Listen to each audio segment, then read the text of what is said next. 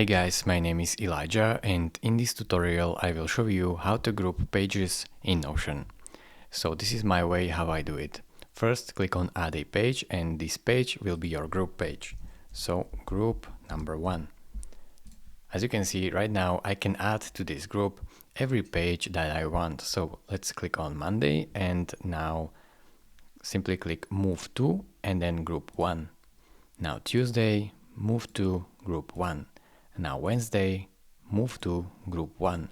And right now, as you can see, when I open the group 1, I have all of these folders right here, these pages. So this is how you can group them. Simply click on and open it. Now go back to group 1 and click on Tuesday. And as you can see, I can browse through this and they are basically right here grouped together.